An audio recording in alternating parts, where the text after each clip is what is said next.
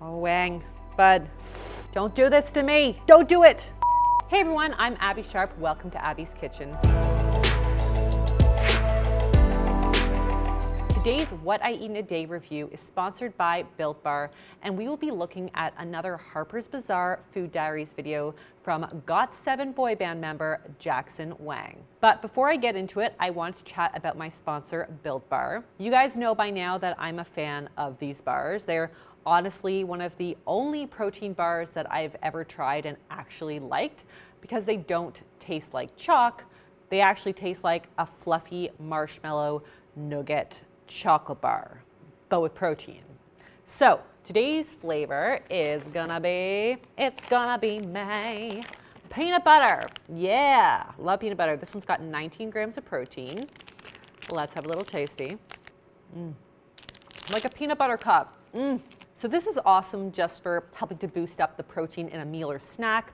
And because it is a lower sugar bar, I would pair this with a piece of fruit or toast if I was going to eat it as like a post-workout snack. Definitely breastfeeding mama appetite approved. Anyways, the flavors I've tried so far are all really super yummy, and I'm so excited to make my way through the rest of them with you guys. So if you want to try them out yourself, I will leave a link below for 20% off of your order, and you can use my promo code AbbySharp20. Also, you can pause the screen or look in my description to check out my disclaimer, including a trigger warning to those with current or previous experiences with disordered eating. A reminder that this format follows a celebrity's description of what they eat and tells me very little about its accuracy, portions, brands, cooking preparation, etc., not to mention their overall relationship with food. So definitely take this more as general education to the masses, not as specific recommendations to Jackson. And of course, don't forget to subscribe to this channel and ring that little bell so that you never miss out on any episode. All right, let's eat. Hey, this is Jackson Wang from China, and this is everything I eat every single day. Oh God, not another Kelly Ripa situation. Wang, don't do this to me. I am all about variety, folks, and I am just gonna have to pray that he didn't actually mean that he eats only these foods every single day. They better be really damn delicious foods. Let's take a look. To make my detox shake in the blender. Grapes, strawberry, cabbage, orange, apple, sometimes pear. And I put honey and ice and water in the blender, and then I look at the river to meditate myself, just to calm down, because my morning needs to be calm. This interview is already feeling the opposite of calm to me, as we kick off with the most intense description of a smoothie that I have ever bared witness to. My bad. Jackson affectionately calls this concoction his detox shake. First of all, folks, regular subbies know exactly what I'm about to say here, but I'm going to repeat it again for some of Jackson's friends who might be new here on Abby's Kitchen. You do not need to detox. You don't need to cleanse. Your body actually has all the fabulous organs that it needs to do the job for you all day, every day. Moving along. More importantly, I need to know, does that cabbage not make the smoothie taste like farts? I mean, I love cabbage. I love cabbage. It's literally one of my favorite vegetables of all time. But I feel like putting it in the Vitamix first thing in the morning would have some kind of tear gas napalm effect. I don't know, please let me know if I'm unnecessarily concerned about the fart shake. Let me know in the comments below. But rank shake aside, there's absolutely nothing wrong with this drink here. I mean, all super healthy ingredients with lots of colorful fruits and veg. So for sure, we are getting a nice dose of micronutrients and fiber as well. But I would love to see a little protein or some healthy fats in this meal to help bump up the satiety factor, especially because we know research suggests that drinking your calories is just never going to be as physically or emotionally satisfying as chewing them. So throwing in some Greek yogurt, silken tofu, nut butter, protein powder, flax, hemp hearts, or soy milk would definitely give this breakfast a little legs. Let's see what's next. Am I a coffee drinker or a tea drinker? It depends on the day. If that day I have work, I will drink coffee after my meal, iced Americano, because it helps me to not be as swollen in front of the camera. You mean it makes you I mean, I have never heard of anyone using coffee to reduce swelling, but coffee is a laxative and a diuretic, so Jackson might be describing a desire to use coffee to, I don't know, reduce stomach distension caused from constipation or lack of motility. But I want to see some more food. If I'm outside, if I'm traveling around, I don't have the blender with me, I'll take 2 salads just to get my vitamins and greens for the day. I mean, I am all about getting in your greens, and I appreciate his dedication to getting those nutrients in, but making a meal out of not 1, but 2 basic vegetable salads is just not enough, especially if this is in combination with his morning detox shake. Now, even if there wasn't a detox shake in his day, 1 salad would be enough, and I would want to see that beefed up with some protein like chicken, tofu, beans, eggs, or fish, some kind of slow digesting carb like roasted sweet potatoes, quinoa, rice, pasta, or bread, and definitely would want to see some fats in there through nuts, oil, avocado, or olives.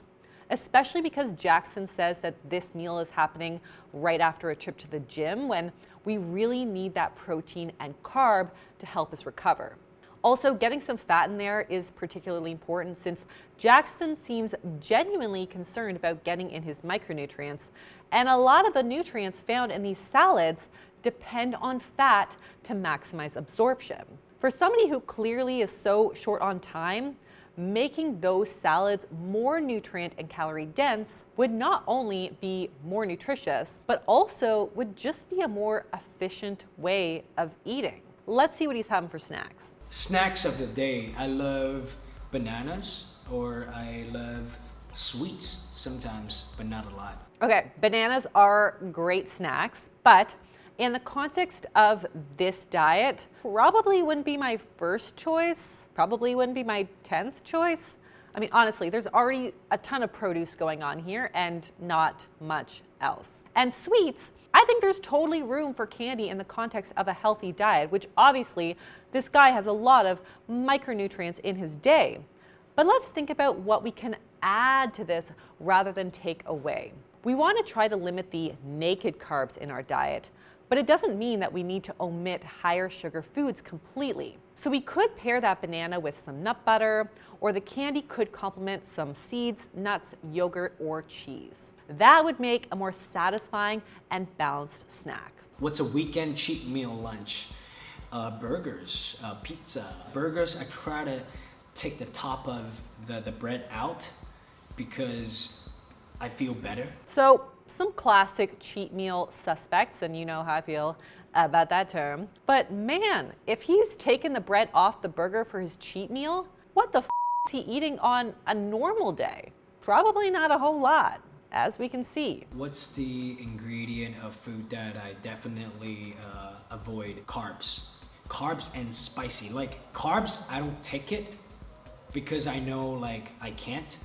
But spicy, my body doesn't allow me to take it. I don't know, I think I'm kind of allergic to it. So first of all, based on his food recall so far, it doesn't look like he avoids carbs as a whole. He is eating a lot of fruit, but it does sound like he tries to avoid refined carbohydrates like bread that are often painted by society as bad. Now, I appreciate that there may be other components to these kinds of foods that don't feel good to him, like gluten or wheat, and that's fair. But I think a lot of people unnecessarily demonize carbs like grains and then praise carbs like fruit, and that just doesn't make sense to me. For example, one medium banana has around 100 calories with 3 grams of fiber and a gram of protein. In contrast, one slice of good quality whole grain bread has the same amount of calories, but with up to 5 grams each of fiber and protein. So I'm not poo-pooing fruit. Like, I love fruit. Fruit is so important. There's so many amazing nutrients in fruit. But I'm just telling people that grain-based carbs are also not inherently bad or unhealthy. They just offer a different variety of really good nutrients. As for the spicy comment, it is possible to be allergic to spices. It occurs in about 2% of the population.